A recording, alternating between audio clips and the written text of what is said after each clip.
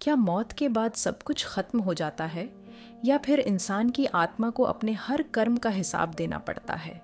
यह सवाल नया नहीं है। इंसान जब भी जीवन, मृत्यु, दुख, पाप, पुण्य और न्याय के बारे में सोचता है तो उसके मन में यही बात आती है कि अगर इस दुनिया में बहुत बार गलत करने वाले लोग आराम से जीते दिखते हैं और सच्चे लोग दुख झेलते दिखते हैं, तो फिर असली न्याय कहाँ होता है? क्या कर्मों का हिसाब सच में होता है? क्या इंसान के अच्छे और बुरे कर्म कभी उसके सामने वापस आते हैं? और मृत्यु के बाद आत्मा के साथ क्या होता है? गरुड़ पुराण में मृत्यु के बाद आत्मा की यात्रा और कर्म फल के बारे में कई बातें बताई गई हैं। लेकिन इस विषय को समझते समय एक बात याद रखनी चाहिए, ये बातें केवल डराने के लिए नहीं हैं। इनका असली उद्देश्य है इंसान को जीवन में सही दिशा देना, ताकि वह अहंकार, अन्याय, छल, क्रोध और लालच में अपना जीवन बर्बाद न करे। क्योंकि शरीर एक दिन यहीं छूट जाता है। धन, नाम, पद, घर, रिश्ते सब यहीं रह जाते हैं, लेकिन कर्मों का असर आत्मा के साथ जुड़ा रहता है। इस बात को ध्यान से सुनिए, क्योंकि ये सिर्फ मौत के बाद की कहानी नहीं, हमारे आज के कर्मों से जुड़ी बात है। इसलिए वीडियो को अंत तक शांत मन से सुनिए। और अगर आप कर्म का लेखा पर नए हैं तो चैनल को सब्सक्राइब कर लीजिए और कमेंट में हर हर महादेव ज़रूर लिखिए, ताकि यह शुभ स्मरण आपके दिन की शुरुआत का हिस्सा बन जाए। गरुड़ पुराण के अनुसार मृत्यु केवल अंत नहीं है, यह आत्मा की एक नई यात्रा की शुरुआत मानी गई है। जिस शरीर को हम मैं समझते हैं वह पंच तत्वों से बना हुआ है। जब मृत्यु आती है तो शरीर अपनी जगह रह जाता है, लेकिन आत्मा अपनी आगे की यात्रा पर बढ़ती है। यहीं से सबसे बड़ा संदेश शुरू होता है। इंसान पूरी जिंदगी शरीर को सजाने, धन कमाने, नाम बनाने और दूसरों से आगे निकलने में लगा रहता है। उसे लगता है कि यही जीवन की सबसे बड़ी उपलब्धि है, लेकिन मृत्यु के बाद इनमें से कोई चीज़ उसके साथ नहीं जाती। जो साथ जाता है वह है उसका कर्म। इसीलिए हमारे बुजुर्ग बार बार कहते थे, बेटा, किसी का दिल मत दुखाना, किसी मजबूर का फायदा मत उठाना, किसी के साथ अन्याय मत करना, क्योंकि दुनिया भूल भी जाए लेकिन कर्म नहीं भूलते। कई बार इंसान सोचता है कि उसने किसी को धोखा दिया, बात खत्म हो गई। उसने किसी कमज़ोर को दबाया, बात खत्म हो गई। उसने घर में किसी का अपमान किया, बात खत्म हो गई। उसने झूठ बोलकर अपना फ़ायदा कर लिया, बात खत्म हो गई। लेकिन कर्म का नियम कहता है, बात खत्म नहीं होती, बात दर्ज होती है। गरुड़ पुराण में कर्मों के हिसाब को बहुत गंभीर माना गया है।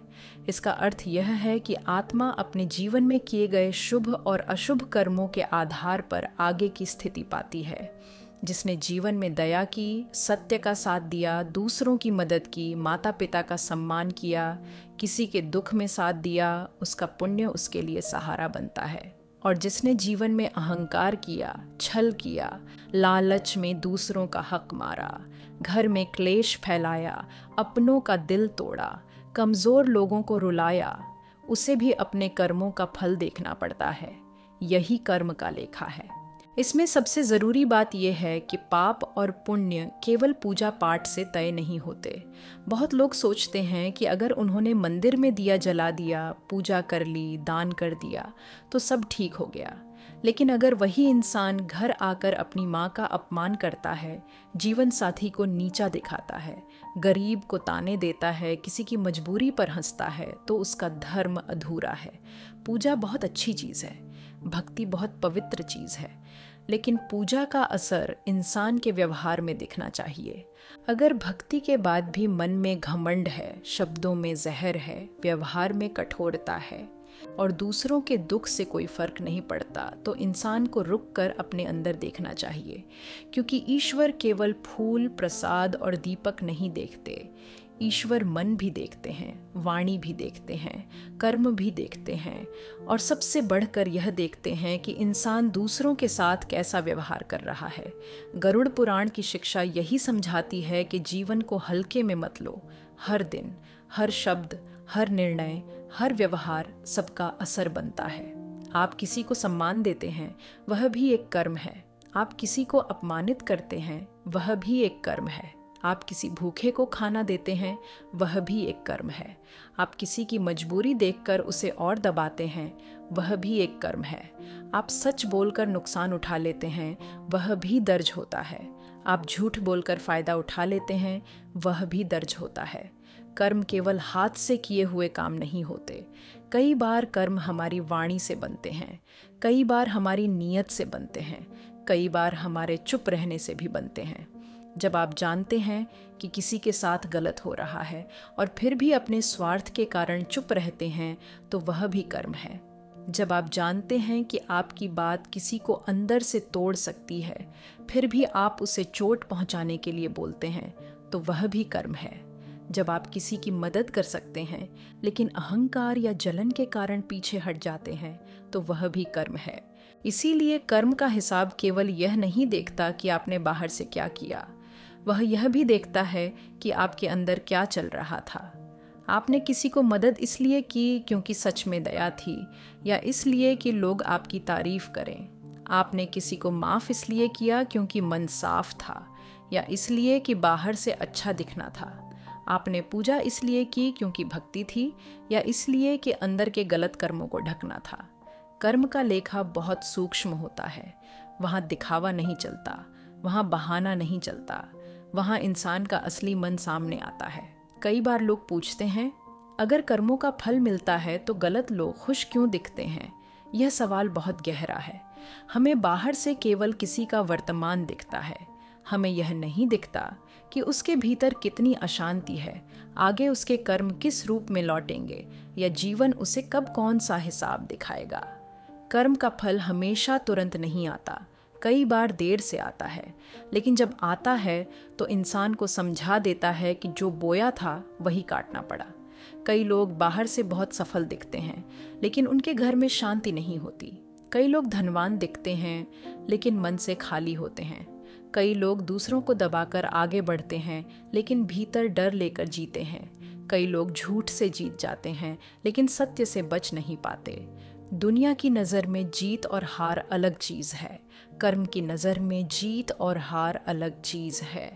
दुनिया कहेगी उसके पास पैसा है, वह जीत गया। दुनिया कहेगी उसका नाम है, वह जीत गया। दुनिया कहेगी उसने दूसरों को पीछे छोड़ दिया, वह जीत गया। लेकिन कर्म पूछता है, वह आगे कैसे बढ़ा? किसका हक मार कर बढ़ा? किसका विश्वास तोड़ कर बढ़ा? किसका दिल दुखाकर बढ़ा? किसकी मजबूरी का फ़ायदा उठाकर बढ़ा? यही असली हिसाब है। इसी तरह कई अच्छे लोग भी दुख से गुजरते हैं। इसका अर्थ यह नहीं कि उनके अच्छे कर्म व्यर्थ गए। कई बार अच्छे लोगों की परीक्षा लंबी होती है, लेकिन उनका पुण्य उन्हें पूरी तरह टूटने नहीं देता। उनके भीतर एक अजीब सी शक्ति रहती है। वे गिरते हैं लेकिन ख़त्म नहीं होते। वे रोते हैं लेकिन भीतर से खाली नहीं होते। वे अकेले होते हैं लेकिन ईश्वर उन्हें छोड़ते नहीं हैं। अच्छे कर्म हमेशा तुरंत सुख नहीं देते, लेकिन वे आत्मा को अंदर से मजबूत बनाते हैं। वे इंसान को ऐसी शक्ति देते हैं कि वह कठिन समय में भी गलत रास्ता नहीं चुनता। वही शक्ति आगे चलकर उसके लिए रक्षा बनती है।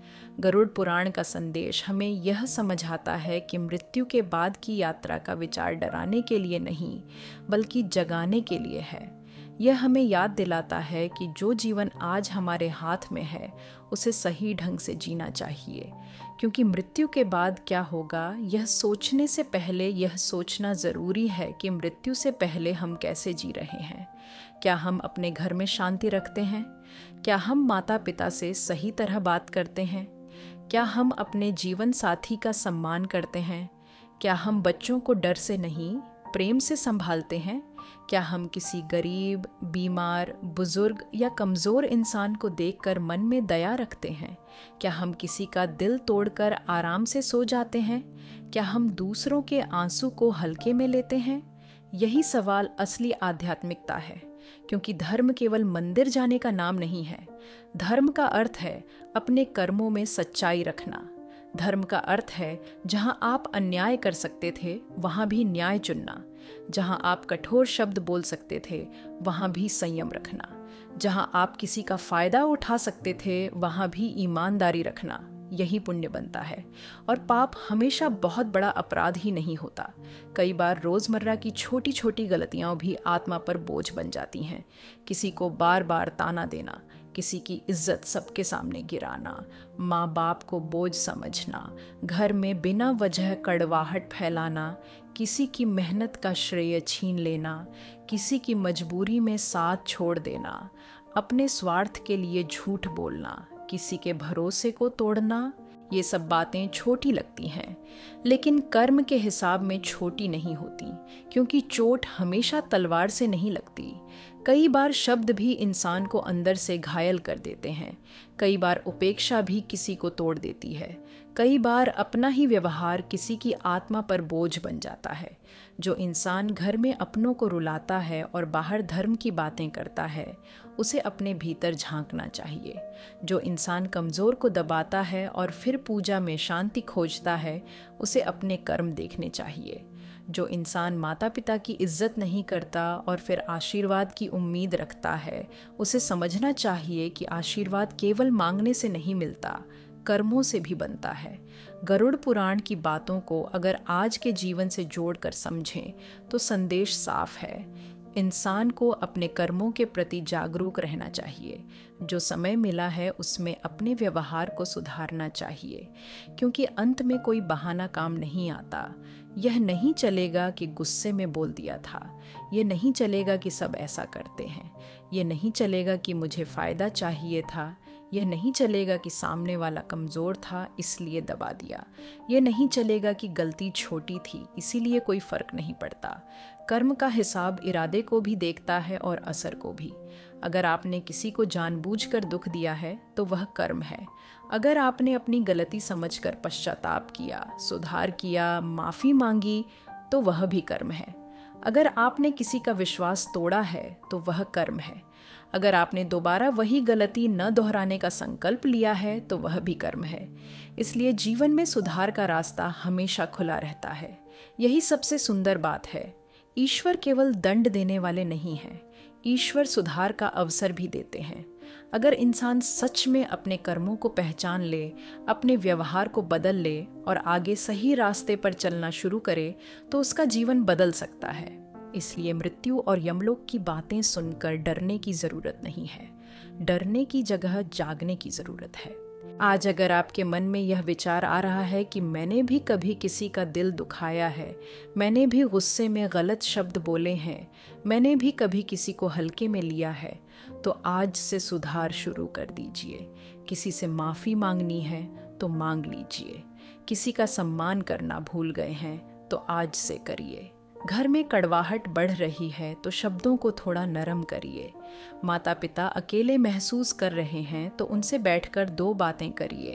किसी ज़रूरतमंद की मदद कर सकते हैं तो बिना दिखावे के करिए। किसी को नीचा दिखाने की आदत है तो उसे रोकिए, क्योंकि अच्छे कर्म केवल बड़े बड़े दान से नहीं बनते। अच्छे कर्म कई बार छोटी छोटी जगहों से बनते हैं। किसी को सम्मान देना, किसी की बात ध्यान से सुनना, किसी के दर्द का मजाक न बनाना, किसी के भरोसे को न तोड़ना, किसी के हिस्से का हक न छीनना, और जब मौका मिले किसी के जीवन में थोड़ा सुकून बन जाना, यही सच्चा पुण्य है। मृत्यु के बाद आत्मा कहाँ जाती है, यमलोक कैसा है, कर्मों का हिसाब कैसे होता है, इन सब बातों का रहस्य बहुत गहरा है। लेकिन इन सब का सबसे सरल संदेश यही है कि जीवन को ऐसे जीना चाहिए कि आत्मा पर बोझ न बढ़े। क्योंकि जब अंतिम समय आता है तब इंसान को अपने महंगे कपड़े याद नहीं आते, बैंक बैलेंस याद नहीं आता, लोगों की तारीफ याद नहीं आती। उस समय मन को वही बातें चुभती हैं जहां उसने किसी का दिल दुखाया था, किसी के साथ अन्याय किया था, या सत्य जानते हुए भी गलत का साथ दिया था। और वही बातें आत्मा को शांति देती हैं जहां उसने किसी का भला किया, किसी को संभाला, किसी को सम्मान दिया और कठिन समय में भी सच्चाई नहीं छोड़ी।